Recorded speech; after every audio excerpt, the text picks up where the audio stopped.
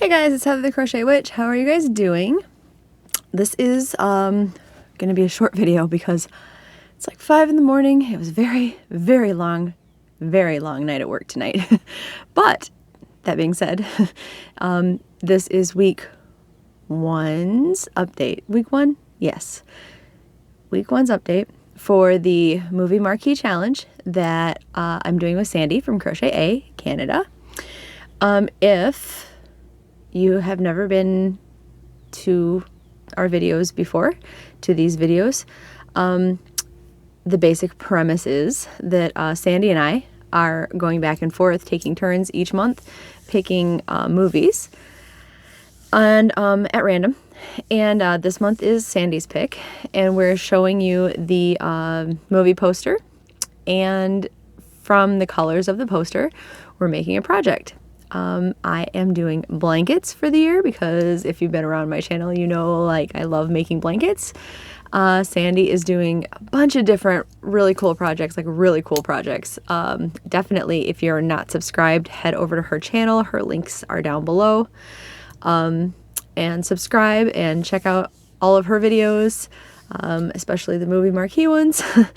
And then we are also inviting you guys to check out the Facebook links that for her and for myself that I have down below, and join in, and also take some inspiration from the movie posters and make a project and share them with us and share them with everybody else, and yeah, just have fun with it.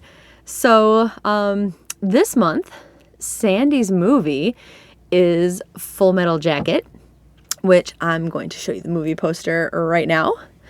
So there's a lot of different greens, browns, I think, are in there. There is browns in there. There's like grayish silver for like the metal and some of the areas. There's like a bronze, I believe. White, definitely, and black. So yeah, there's a lot of different colors and different shades of green and such to go with. And what I ended up using was, I did end up using the Karen cakes in the color Poached Pear. This one doesn't have as much, like this cake in particular, doesn't have as much of the different greens as, well, I guess it does. It was just hiding under the label. There's more greens over here. But anyway, I was going to say as the other cake because I had more greens show up in what I've done so far. But this one just happens to have more of the yellow and the camel color. So, but I felt like this was a pretty good representation of the camo in the helmet that's up there. And I mixed that with the brown that I mentioned. This is the Big Twist from Joann's Big Twist Value in the color Chocolate Brown, because I had I'd had a scrap of this, like a scrap skein of it that was actually for 2 other projects. I'd used it for my hopper cabin blanket from last year's Stranger Summer Mal, and then I had also used it in last month's, like in the little centers of last month's blanket for the movie Marquee challenge. And I had some more left over. Well, then I have 2 more skeins of this. So this is my second skein that I've busted into. But I am going through that. But you guys, you know, I have like a pretty decent supply of like browns to go with like these vintagey colors anyway, right? So,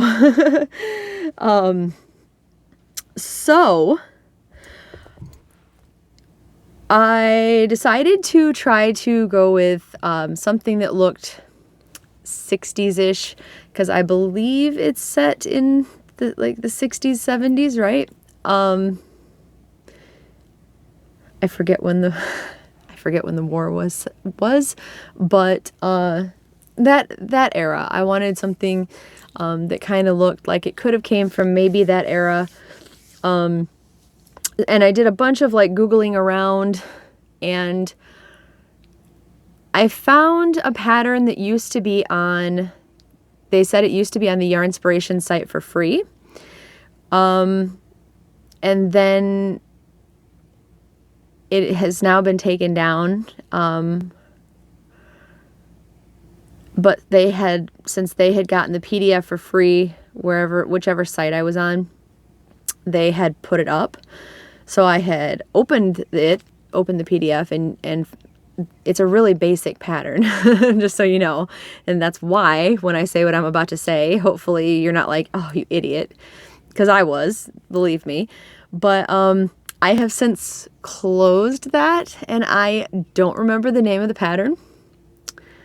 I don't remember how I found it, because, like, you know, when you're down like the rabbit hole of Google and you're just clicking and clicking and clicking, and then you find whatever you end up finding.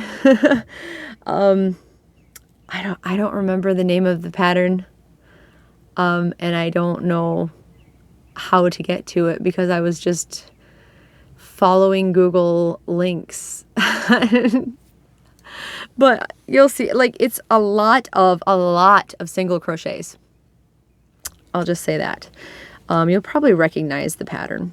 I just can't link it this time. Sorry. I can tell you how it's made really easily, if anybody's interested. But, and I have two strings connected because I'm working with both of them. I just ended up carrying the thing instead of cutting it every couple rows. Let me find you the front. The front and the back look pretty similar. There's just a little more texture to the front. So here's what I have. And it's meant to be a baby blanket size. And I did actually follow the chain count of the baby blanket size of the pattern. But it is wide enough that I think if I make it a little bit longer, if I have time, and make it a little bit longer, it could be a pretty decent lap blanket. I mean, I guess baby blankets and lap blankets are, like, what I've been making for lap blankets, though, are like, if I'm sitting down with my feet covered up, it's not really a twin size blanket. It's kind of like, almost like an extended lap blanket. It's just big enough to curl up under, if that makes sense. So it'd be like kind of big for a baby blanket, but kind of small for a blanket for like a bed. So I'm kind of meeting my goal of downsizing, but not. Anyway, it may still end up a baby blanket. But yeah, all of the color changing in the greens and the yellows and the camo-y colors, that's all just the work of the cake. I have not cut or color controlled or anything like that.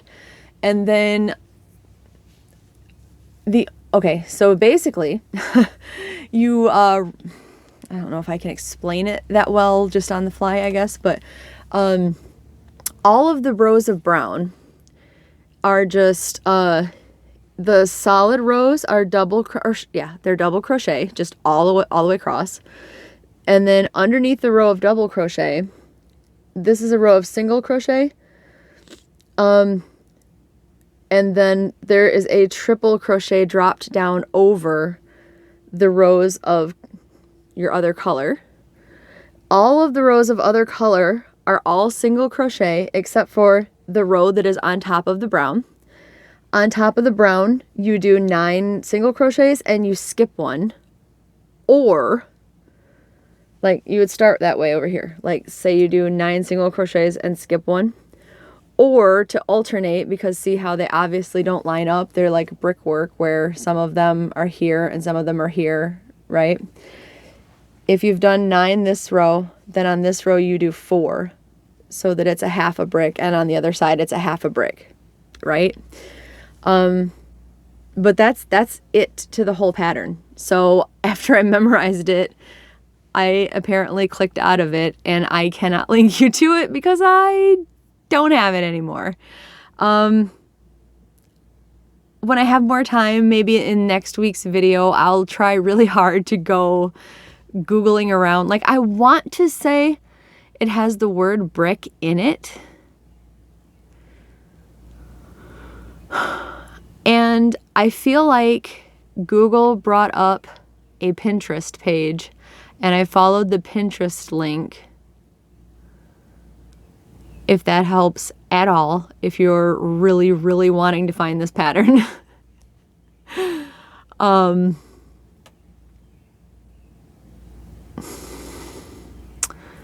But it didn't hit me until, I mean, like I said, it's 5 in the morning, and it didn't hit me until I literally came in here to film this video, and I was like, oh my gosh, I don't have it, and I don't know how to get to it. But it's very, very easy, you know. And I'm sure you guys have probably made something like this before. But it looks like to me, it looks like an old style thing. And the triple crochet makes just a little bit of texture over the fabric.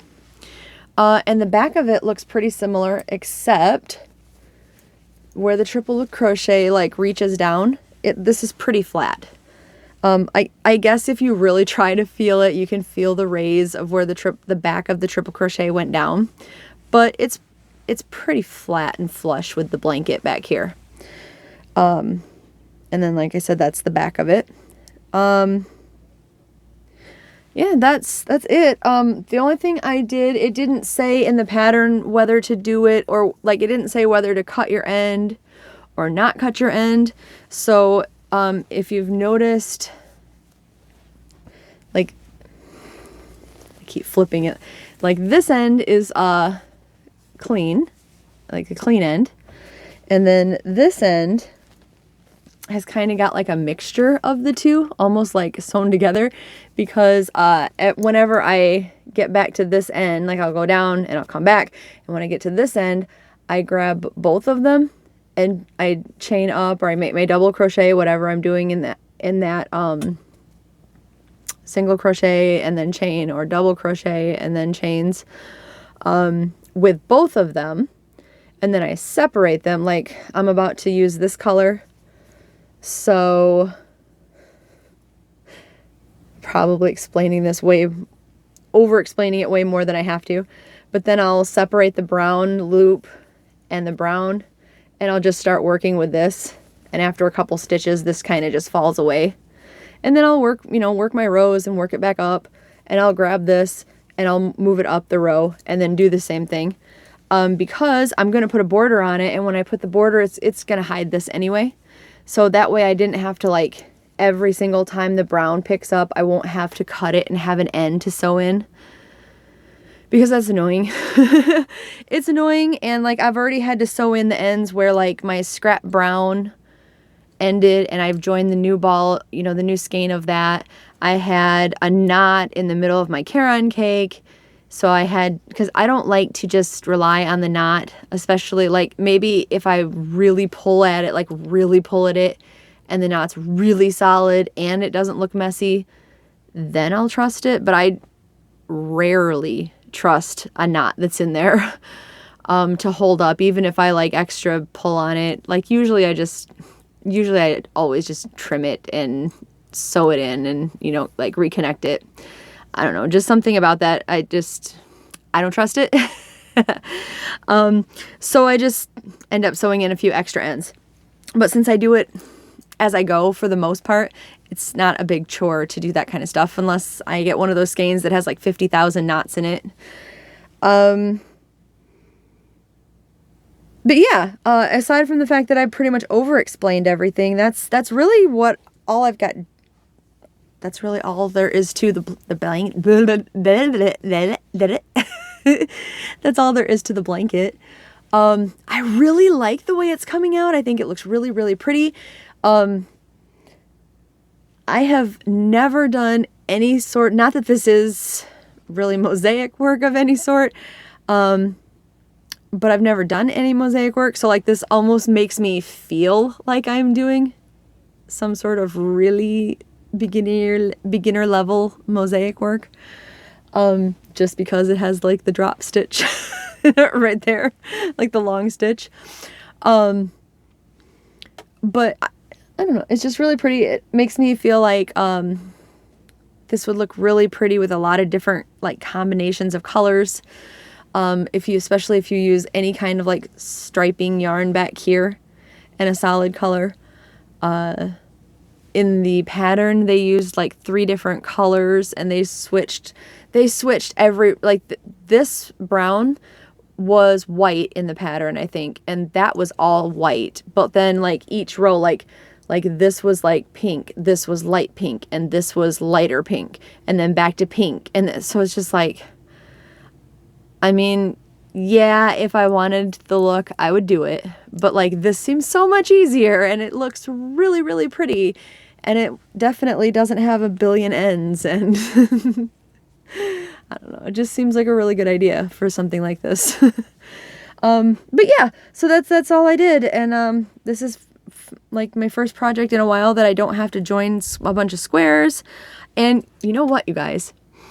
I said that I did not have a bunch of white, and I forgot. I have a bunch of old Red Heart Super Saver white I had forgotten about.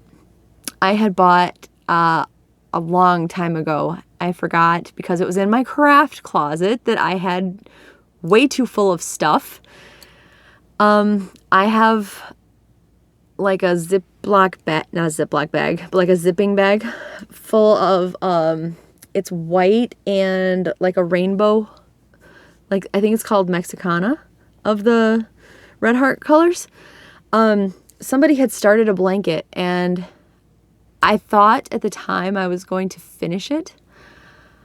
Looking back, like, I'm probably not going to finish it. I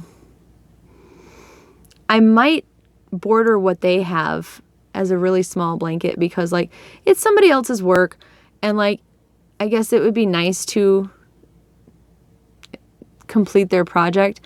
But like, I'll never have the tension that they had and everything else. And they make like, they're making a bunch of little tiny squares like that. But the white, the white is what I think I'm going to do the border in, because it was the helmet, which this is like the whole helmet representation, right?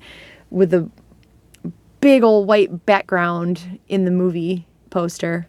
So I think I'm going to do like some kind of, if I have time and if I can think of something good, I'm going to have a pretty intricate, not intricate, but a thick white border.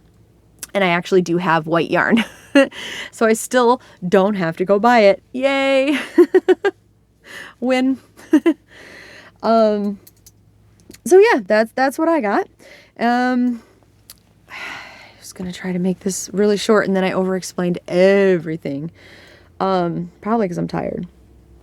I was going to try to make another video. I'll be probably vlogging when I wake up today, because like I'm going to bed. This is going to come out Friday, but technically it's still my Thursday because I haven't been asleep yet. But Friday night, so after I wake up and it's my Friday, Damon and I are going to a concert. So I'm going to try to do some vlogging. We're not allowed, this venue doesn't allow like even photography or cameras or anything, like videoing or anything. So that kind of stinks, but you know, it is what it is. But we'll take some video and stuff along the way, hopefully. But, all right, I'm going to go. I'm going to get this uploaded and get some sleep so we can hit the road. And I will talk to you guys soon. Make sure to go check out Sandy's channel and her video and all that good stuff. So, all right, I'll talk to you guys later. Have a really great weekend. I love you, and I'll talk to you soon. Bye, guys.